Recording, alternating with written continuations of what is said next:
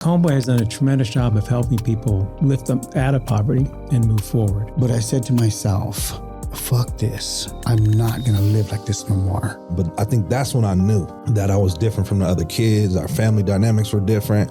And then it was being ashamed of it. I could say God served me humble pie and I ate the shit out of it. And I'm glad I did. And because I ate it, it opened up a whole other little thing for me. I believe love is we want to contribute to each other's survival. Like, I want to give you what you need and you're giving me what I need by us partaking in this spread together so that we can survive.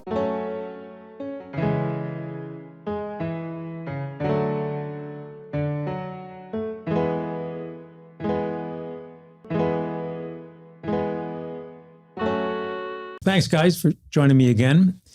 In this episode, I want to talk about a theme that's in my book, the book called Homeboy Way. And the theme is about, I refer to it as two Americas. And the way I say it is the America of the poor and the struggling, and then the America of the rest of society. And I framed it that way in the book because look, I view myself as a pretty typical person in the rest of society, the rest of America. You know, we didn't grow up with a lot of money, but I was able to sort of get to college, first generation college graduate, get into the corporate world, work my way up, which also means I didn't have much touch with folks who are struggling and folks who are generationally poor along the way. And at Homeboy, it was almost like very much, I was very aware of the situation that nearly all the folks we've served at Homeboy over the years are definitely living under poverty along the way. And fundamentally, what Homeboy's always been about is helping people heal from their trauma, but also providing resources because they can't really heal if they're hungry. They can't heal if they don't have a safe place to put their head at night on their pillow. And so I think Homeboy has done a tremendous job of helping people lift out of poverty and move forward. And so there's a lot in this chapter of the book of how I see how society has sort of helped or has kept people behind. And, once you're poor, it's hard to escape all that.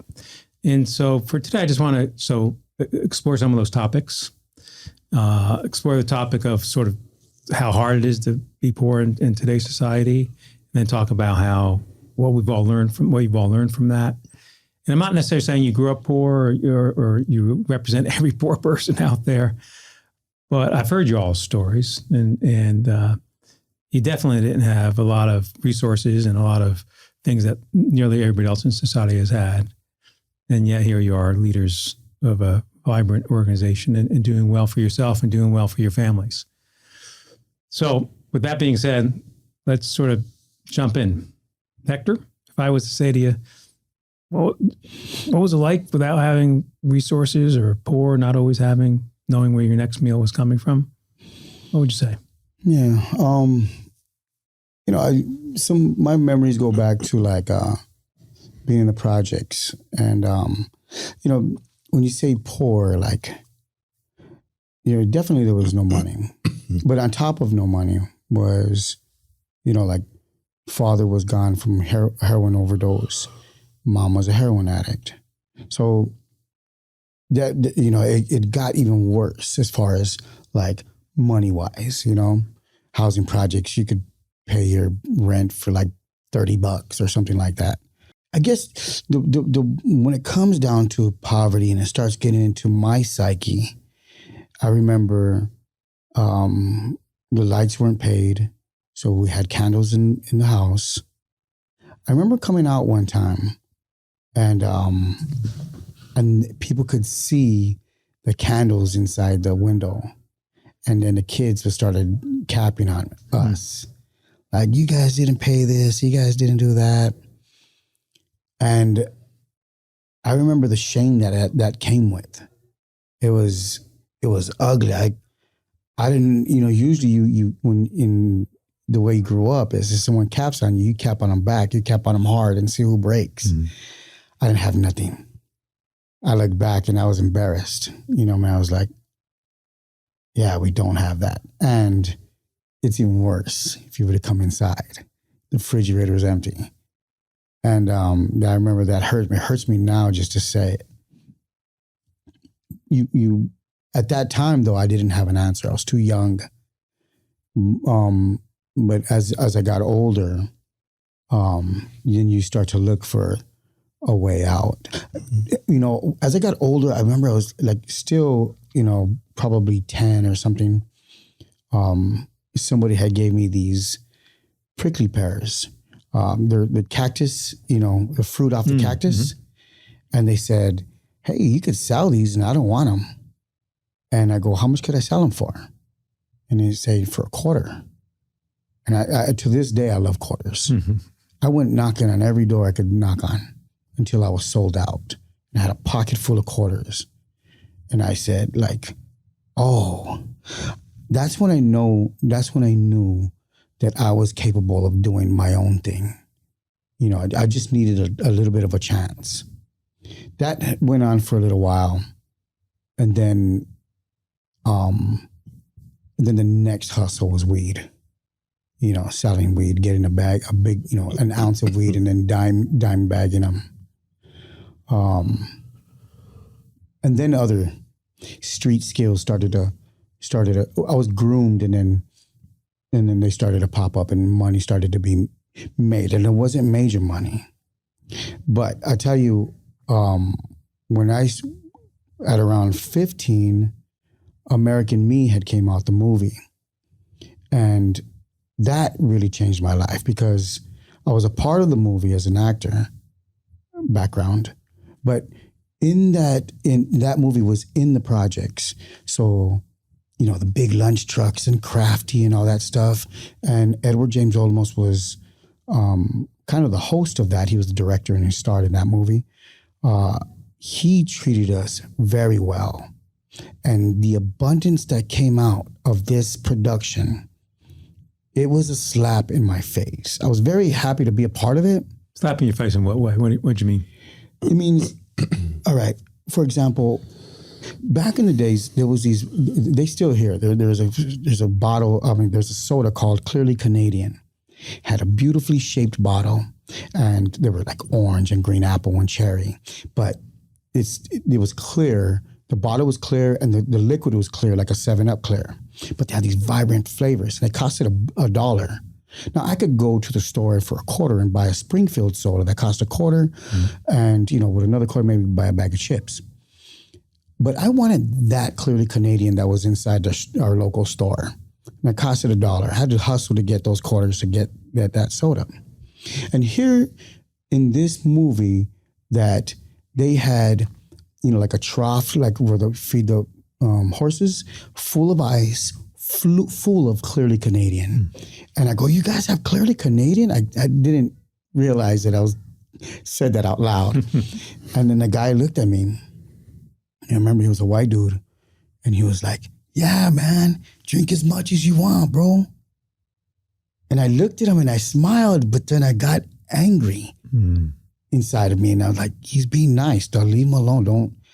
But I was like, how can you tell me drink as much as you want, you know? And I have to struggle to get one of these. And after, you know, so there was that hit me along with the food that came out of the lunch trucks in there. And I would grab some of those sodas and I would grab some of the food and I would have to go like across the fence and feed some of my homeboys that were just kind of staring at us. You know what I mean? I was like, nah, we're all going to eat right here. But I said to myself, fuck this. I'm not going to live like this no more. I didn't even, you know, at that time I sold different drugs, but I was like, even that was just feeding me and maybe putting some new kicks on my shoe, on my feet. But I said, nah, I want it like that. I want a lot of it. You know what I mean? I love treating my homeboys. I love doing more than the average. And that opened up a whole new avenue of drug dealing, really. Sure. We'll come back to that in a minute. Sure. Dre, what do you think? Yeah, I got a few different experiences that comes to mind. And I think the first one is like Christmas. Never having a Christmas tree.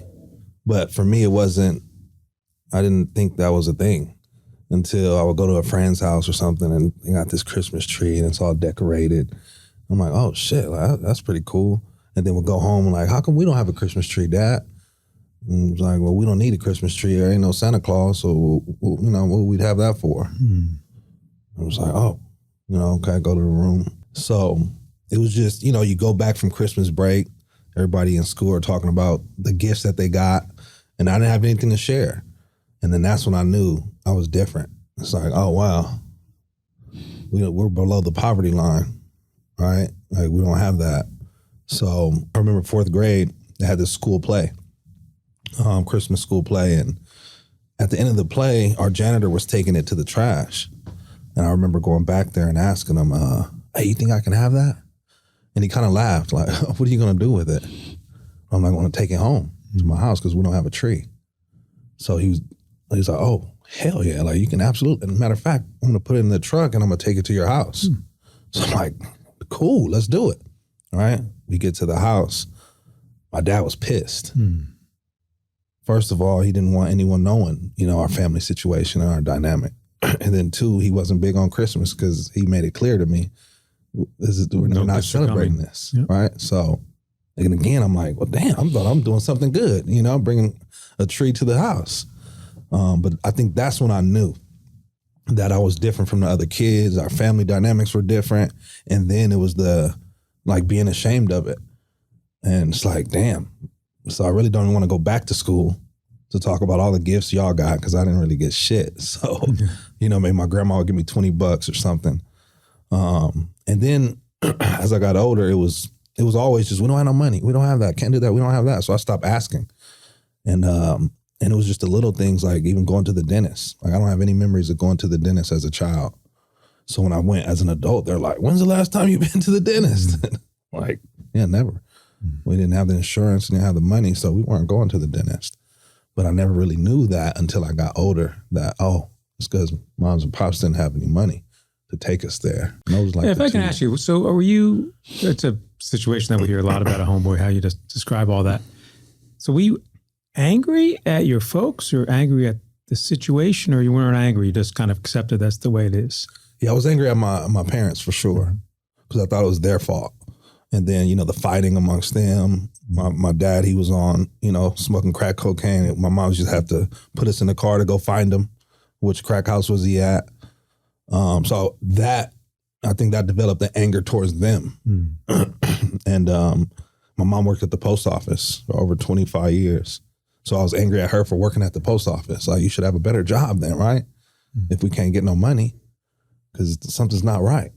But just wasn't being appreciative of, got a roof over our head. There's canned food in the cabinets. Make a sandwich.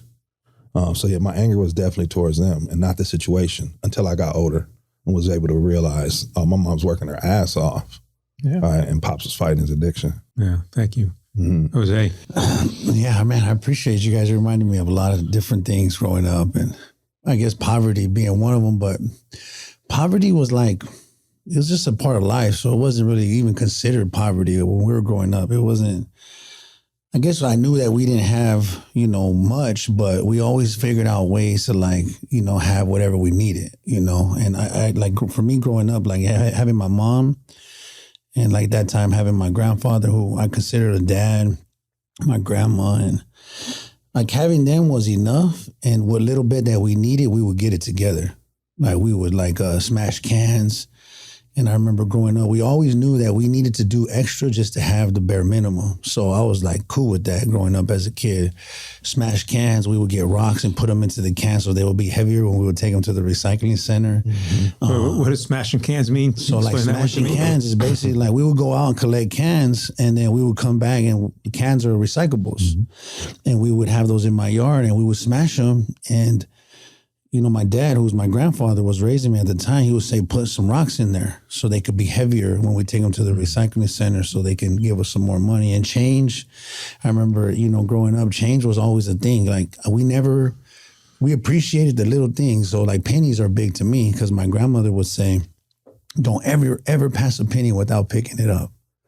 And we would be walking down the street and she would stop and she would pick up a penny. And she would remind me the importance of even just having one penny, that it can contribute to what we needed to have, can contribute to gas. I remember going to the gas station, it'd be nothing but change. We would have like 95 cents and it would be all pennies and quarters and dimes. And so I knew that part about my life and I was pretty much okay with that. Like, oh, we're going to survive no matter what. We're going to get through this. We're going to get through it together. But what really, I think, started to affect me was, my mother's drug addiction, the violence at the home, the abuse, when you start to look at the ones that you really love and admire, but then they start to hit you because of their frustrations or things that they're going through. I looked up to my uncles that were gang members that I, expected them to protect me, be there for me, but then they want to bring harm to me. And then at a certain age, I remember looking at my mother's struggles and really like feeling so much sympathy and like just wanting to save them. I remember being like 6 years old, looking at my mom going like, I need to be the man that she needs instead of her looking for men in the streets or looking for love in all the wrong places. And from a young age, I started to go, I'll protect you. I'll be what you need. If we need to smash more cans, if we need to collect more recyclables, I'll collect them. Mm-hmm. If things need to be done around the yard, I'll do it. Like, look at me. Like, I'm here. I got us. I'm the oldest of 5. And I started to grow up like that. But drug addiction brings a poor that's even hard to describe, the poor that you talk about. Like, we grew up poor and needing a little bit, to have extra work to provide. But drug addiction brought like the lights being turned off and no running water in our home and bird bathing and a poor that, you don't have no response to it. Like, we grew up capping on each other, clowning on each other, and you can joke about my shoes and I'm going to joke about your mom. But when I don't have any running water in my house and you start to make fun of that, like it's a pain that I would not wish on anybody. It hurts. It hurts to have to go home to that. And then for me, it wasn't like, I didn't want to blame us for being poor, but I started to resent my mother for being addicted to drugs. I started to resent her for being absent when we're going through all these things. I started to resent her for taking the welfare check, the little bit of money, the little bit of income that we had that was supposed to be for us, and we're supposed to hold each other down. Now you're using that to go and fuel your drug addiction, and now you're taking that and you're running off with this dude. And that's when I started to go, nah, this is not cool, and I don't appreciate this. But then at a certain point, I also said to myself, okay, well, what am I going to do about this? I tried everything. I sold wallets and Geneva watches and CD cases. Like, I was that kid that would walk around from bar to bar, and I didn't even speak Spanish, but carteras, relojes. I would take the RTD. I would go to downtown, and with a little bit of money, I'd invest in different products. And then you just get to a point where you go, well, weed is selling faster than this. If I break down a 20 sack, okay, let me do that. And it's like, okay, weed is not coming as fast as we need it. Like, it's not just about even food. Like, we need to pay the rent. We were going to get evicted. And my grandmother would be like, we're going to move again. Every time we got into an apartment, we would move. I remember what it felt like to have the marshals come and tell us, you can't go in there no more. And all your stuff, we get to keep it now. And I went from that to my first case as a juvenile ever was selling drugs. And I was selling hard drugs. And on the police report, when the officer, he walks up to the car, I'm in the backseat of his car already, and he finds what he finds in my car. And I'm 15 years old, my first case. And in the police report, he asks me, he says, what do you have so much drugs on you, kid? Like, being so young, having so much drugs on you. My response to him was, I'm just trying to feed my family.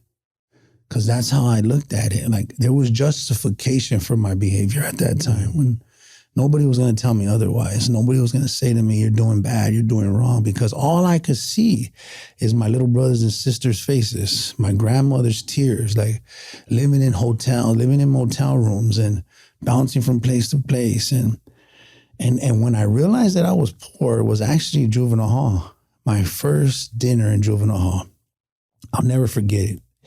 I sit down and I have this tray, and on this tray has a milk, has a main dish, and it has vegetables.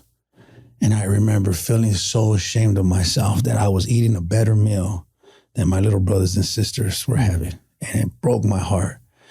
And I looked at that. I didn't even want to eat it because I felt like that it was unfair that I had a better meal in juvenile hall than my little brothers and sisters had out on the streets. And in there is where I started to develop these resentments, this anger. And I wasn't mad at anybody in particular. I was just mad. You know, I was just hurt. And at the same time, I was trying to figure out, okay, because I got jumped into a gang at a young age. Well, I was going to ask you guys if you can keep going with this, but like, how much of these circumstances drove you all to gangs, or is it something different? For me, it was the drug addiction. For me, because I got jumped in at 12, and in the midst of all this that I'm going through, like being poor was one thing, and growing up in this household was one thing, but it was really when my mother, and at that time, and I have a lot of healing around this, but at that time, like, you chose drugs and men over us. And I come back home, and all my cousins are from the neighborhood, and your brothers are here too, and they're from the hood, and ain't nobody doing nothing about it. And it was one of those things, if you can't beat them, just join them. And I came home one night, I had a friend that had a semi-normal life. But poverty was poverty, and I think poverty was like a fog in our community. It was like everybody at some point, if you were black or brown, like you experienced some form of poverty, as I look back now in retrospect. But some people had it a little better than others. You know, like my friend Christian, he had a stepdad, and he had his mom, and his stepdad worked, and they had basic cable TV, and they had cheese in the refrigerator, not government cheese. They had real cheese. Mm-hmm. And I would go to their house, and I was a kid, so I couldn't really, like, I wasn't able to gather myself when I would see like bread and cheese and milk. And I would go straight to the refrigerator every time. and the mom would get upset, you know. She'd be like, damn, Jose's over here, he's drinking all the milk, he's eating all the cheese. And I remember one time, vivid memory, is I took a coffee mug, and I had just got to his house. I go straight to the refrigerator, and they had a block of Monterey Jack cheese. And the government cheese was yellow and nasty, and you couldn't really do nothing with it. You'd have to really melt it if you wanted to eat it. Hold on. What you mean nasty, dog? This is like good. Oh, yeah. I mean, yeah, we ate it. It's better than no cheese, right? But it's nothing like a fresh block of white Monterey Jack cheese. Monterey Jack cheese. Yeah. Cheese that melts immediately. Yeah. Mm-hmm. And I just, for whatever reason, I look at that cheese, and I go in the fridge, and I just, I grab a coffee mug, and I chop a piece of cheese, and I put it in the coffee mug, and I put it in the microwave. And we didn't even have a microwave, you know? So that microwave was like, oh man. Put it in the microwave, and I melt the cheese, and I get some bread, and I pour it on the bread, and I just consume it. Just, oh my God, it was like heaven. Mm-hmm. And the mom is like, what are you doing to my cups? You know what I mean? Like, you just melted cheese in a coffee mug. And and so she would have to, and it probably broke her heart to have to ask me to leave, but consistently she would have to ask me to go home. Mm. And it was one night, go to their house, knock at the door, and they come to the peephole, but they didn't answer.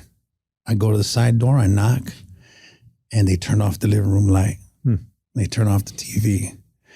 And for whatever reason, that was the straw that broke the camel's back. I remember going home and feeling like, oh my God, there's nowhere else to go. Nobody wants me. My mom doesn't even want me. She's not even here, you know? And that was the night. I go home, and it was one of my homeboys, Lefty, and my cousin. One of my cousins was already from the hood. He was about 16. And the homie Lefty, he looks at me, he goes, what's up, dog? Why you look so sad? Your dog died? And I go, I'm not sad.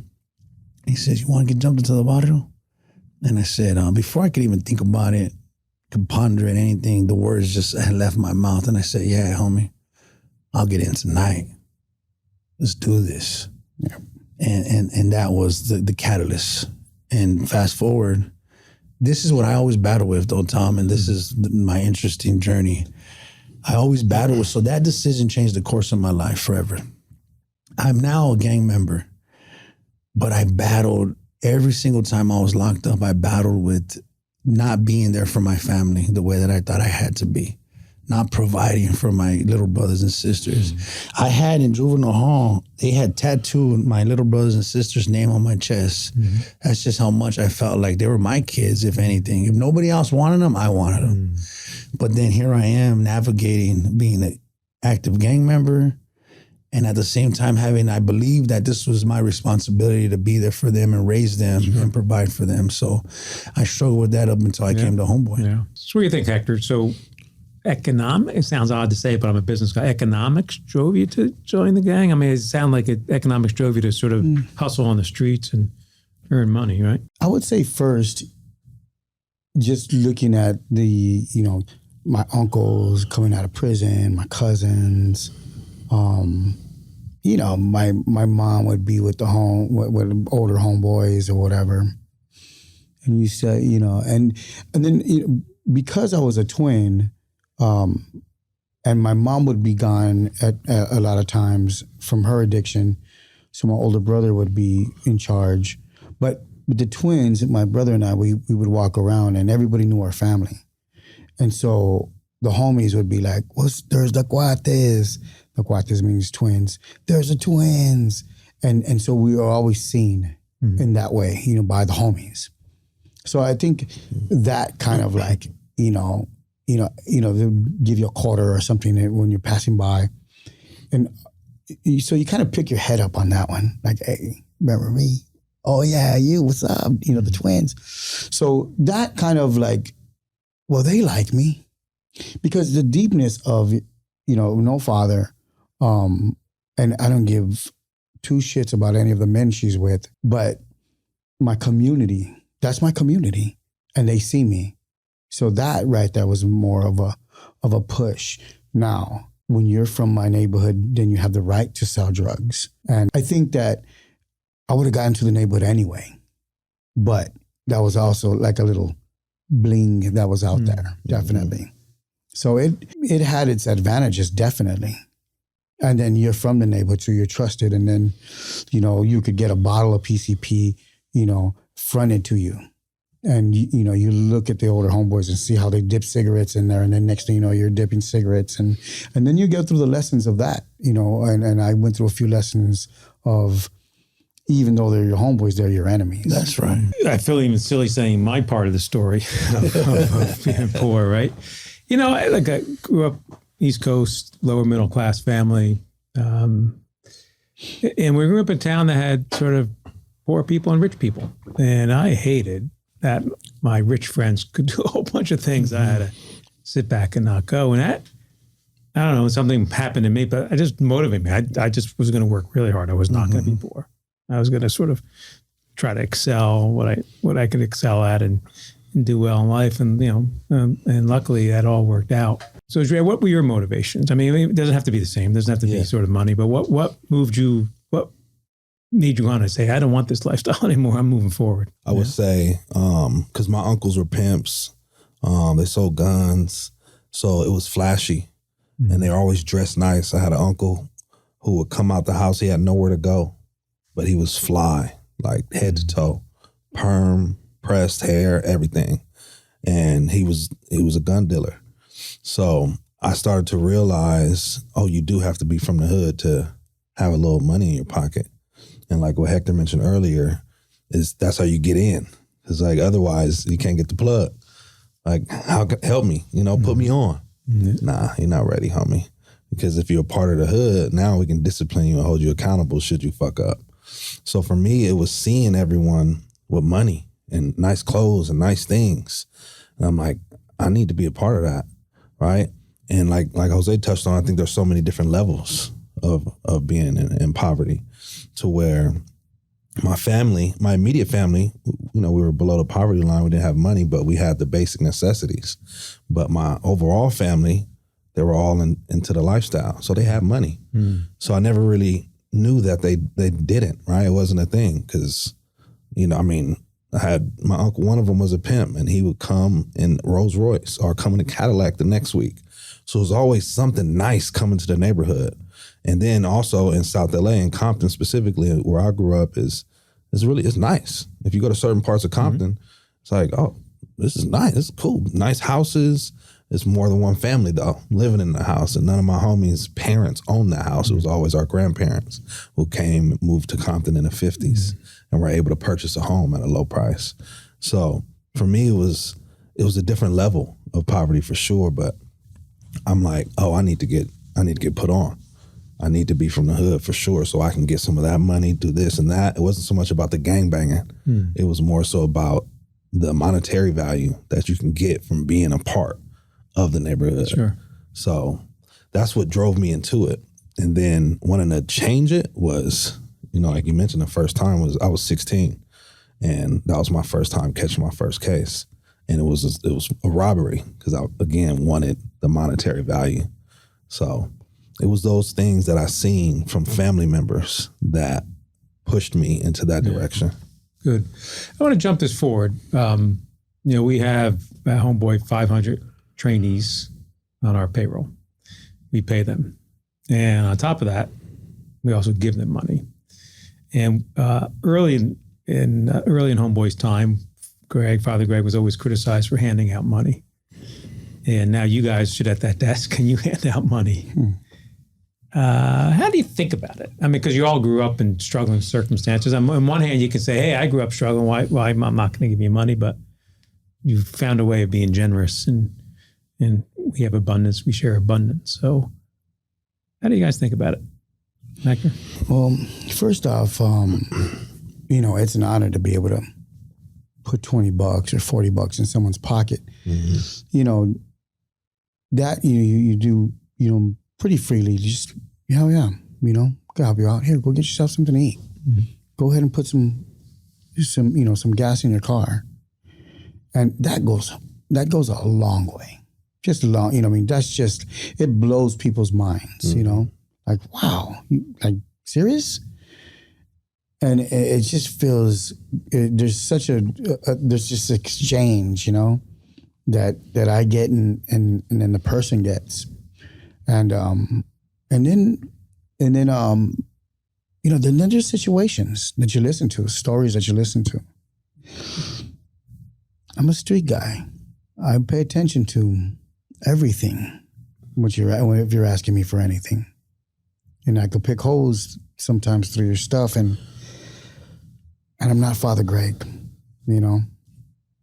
And so sometimes I have to like slow people's roll on it. And I feel kind of mean about it, but then I feel also like, no, you're being diligent, you're being right. So I feel a little like I feel okay about it also.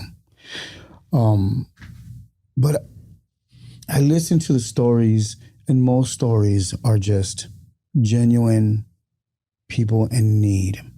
And I really feel like what an honor to be able to help you in this way. I know what that feels like. I've been in that situation. And there's a point where brothers and sisters are coming to Homeboy Industries, that means they gave up the life. And if you gave up the life, that means you cannot sell drugs because you will get smashed. You know, if you're not out here being a gangster, you know, in that gangsterism, you know, part of the reward is to be on the streets, and you can hang with the homies, but you're slanging drugs on the side and you're making money. But if you're not hanging with the homies and you want to try to slang still, you know, that's like, no, don't get out of here, dog. You go do good then, if you want to go do good. So it puts you in a situation where it's like, fuck, how am I going to do this now? You know, when I first started Homeboy Industries, I made $8 an hour. $8 an hour. And Father Greg was happy, like, we're going to hire you, son, $8 an hour. Better than minimum wage. What the hell is minimum wage if it's less than this shit? You know? So instantly I said, I had already made a promise I wasn't going to sell drugs anymore. So I said, there's got to be another way. And then that's when I met Maynard, who I asked him, like, how do you guys make money legit on the side of this? Because who could afford this? And he put me on to selling churros and lemonade at the Coliseum, which is the most embarrassing stuff. You know, that was the most embarrassing thing. And it was just, I mean, you know, I could say God served me humble pie and I ate the shit out of it. You know what I mean? And I'm glad I did. And because I ate it, it opened up a whole other little thing for me. I'll leave it at that. Right? Yeah. What's it like to give money away and You ever feel like we shouldn't be doing that? No, I never feel we shouldn't be. And again, yeah, like Heck said, I'm not G, I'm not Hector, Jose, or Stevie, right? It's like I'm me, so I got to do it my way and use my experiences. And I still kind of look at it from like a scarcity mindset with it, which is like, I got this much petty cash and I want to make sure I can touch as many people as I can. And that means I got to filter through so many people's lies or, extra stories that may not always be true. So you got to ask questions. You got to ask a lot of questions. And then you also have to check behavior because I don't want to support your habit if you have a substance use problem, right? Yeah. So then there's that. And then it's, what's the immediate need today, right? Like, is it gas money or is it your house and shelter? So those things come, there's a priority. So for me, I think it's really about just listening. And I think that's where, like, I know Stevie's really good at also understanding this is not the only way I can help you. And maybe I can help you another way.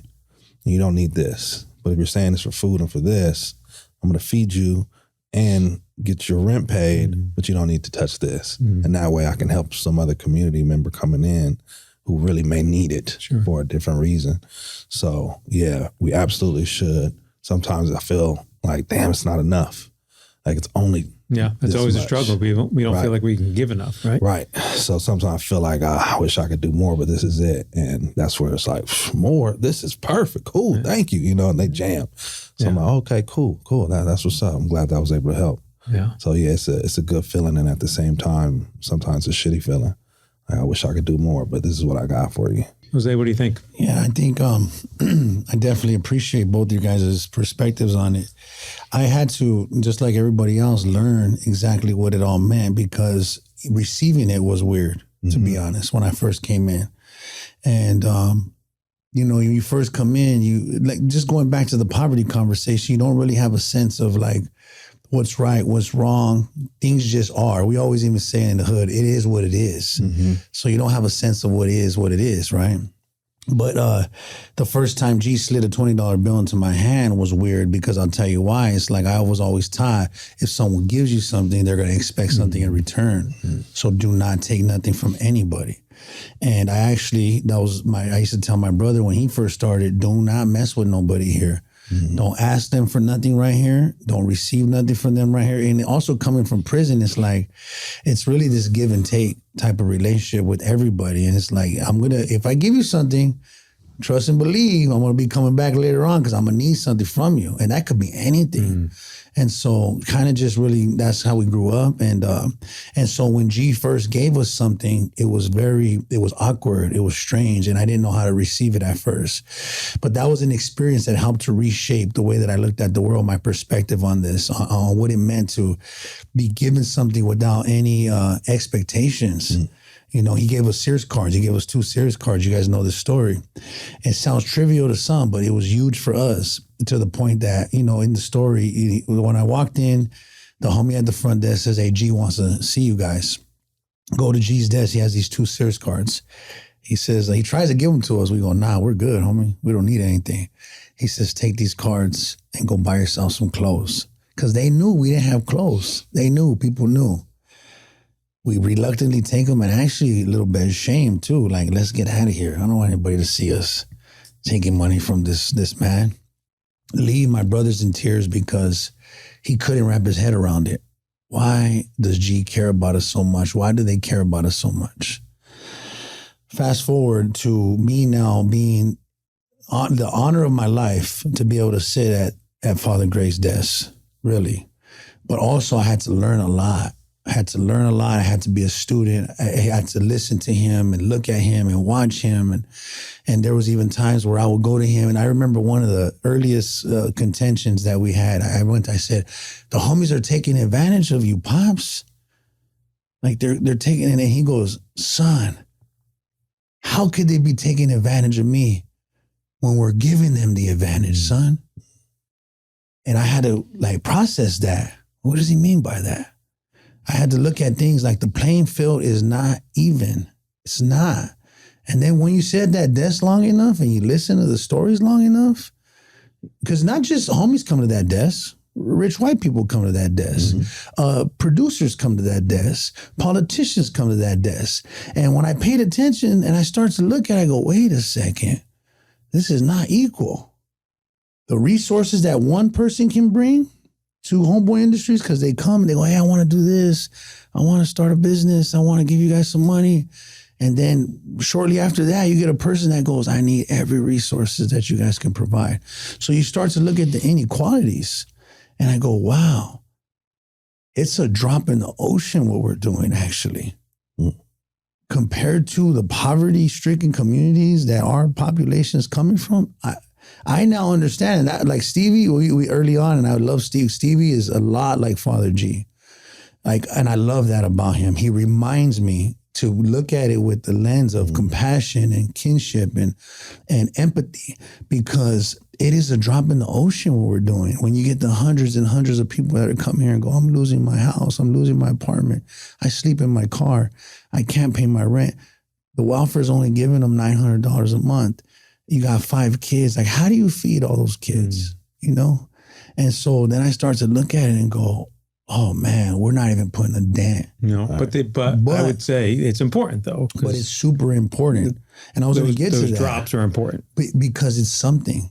And it's just like in terms of everything we've been through, right? You look at all the initiatives, and this is one of them. This is one of them. Like practically going, hey, go get some groceries. That's practical. I'm not saying that it's not, but what I love about Homeboys is that we actually have a practical way to help people.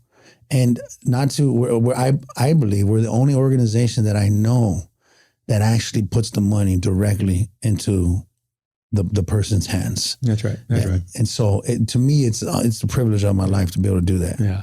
No, and in the way I frame it, this is why I call it the two Americas, right? Because the other America, not the America of the poor, but everybody else, particularly the wealthy America, they got this phrase, money doesn't solve problems. And I'm here to say to people, money solves problems for poor people. Mm-hmm. Poor people have a lot of challenges, right? So resources definitely make a difference. I want to flip it, keep going forward. What's always been remarkable to me is the generosity of our people, even though they don't have resources themselves. Mm-hmm. And you guys sort of are you see, we have some money, we have the petty cash, you give it with abundance. And even in a personal way, I remember one of my, I write this story in the book, in my first year at Homeboy, we got to lunch. I remember I go out to lunch with Hector and me being an East Coast guy, I eat fast, and Hector being, well, I don't know why you eat so slow. You still eat slow. I do. But you would always not finish your plate, not finish your food. And then you would get the food to go in a doggy bag. Yeah. Always on the way home from where we had a restaurant to walking back in the office, you went up to a homeless person on the street and you handed him that bag or that bag of food. And so there's something that it's in the DNA of the community of being generous along the way. So do you guys have a few stories have you seen the generosity of our people? I see it all the time. Mm-hmm. I see it, we were talking about it like being incarcerated, you know what I mean? It's like, damn, I could eat this whole sandwich right now. I'm starving. Mm-hmm. But you take a big bite and just pass it. You know what I mean? Like, we have to eat, man. You know what I mean? And, I just love, it's not just about me. There's pieces of me that's selfish and survival. And of course, I have an older brother, I have a younger brother, but I have my twin brother. And, I make sure that we're good. My older brother used to take care of him, my little brother, but it was just my twin and I. And just wanted to make sure that we survived. My mom would get busted or something, and they always kept the twins together, and they put my older brother, my younger brother somewhere. And that sucked, just like getting ripped apart, your family ripped apart.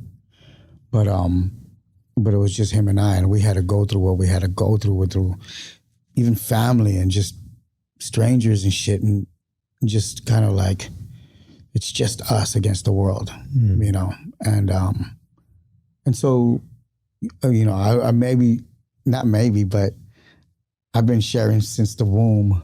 You know what I mean? Yeah.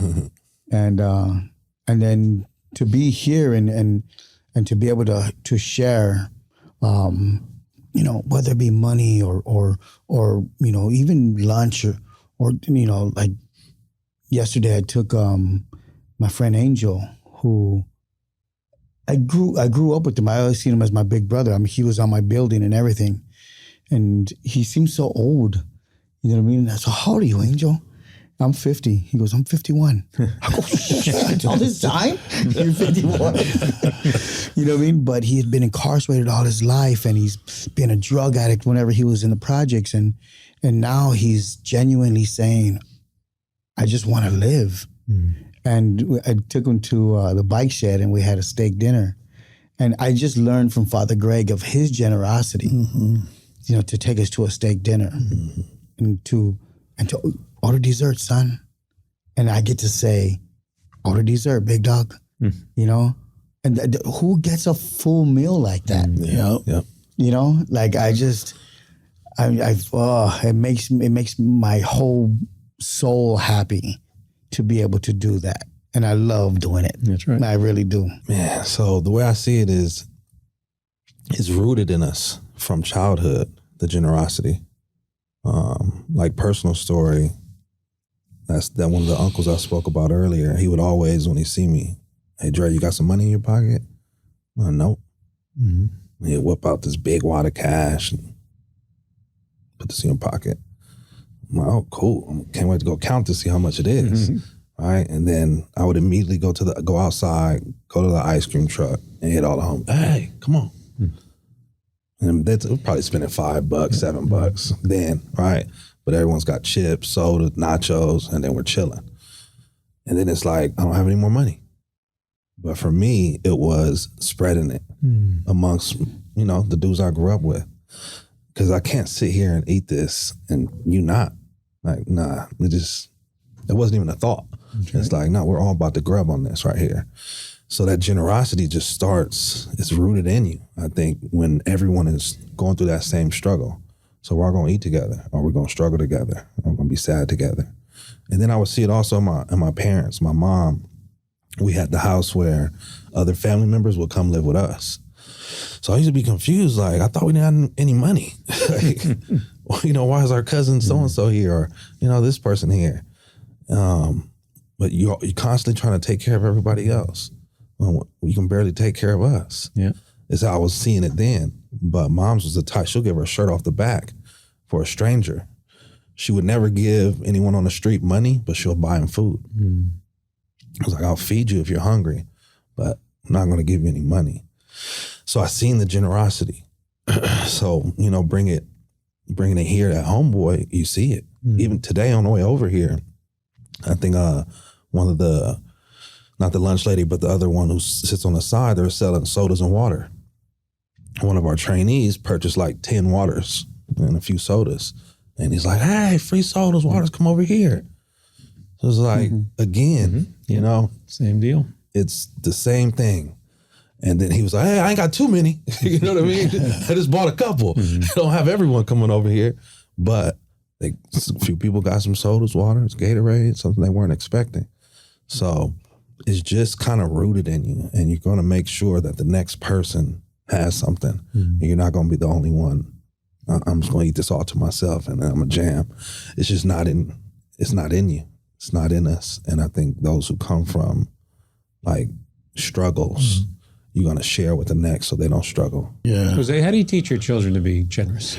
Well, it's tough because they grew up with everything, you know, but I love it too. I look at them and I go, man, I love that you guys had everything you needed and even most of what you wanted.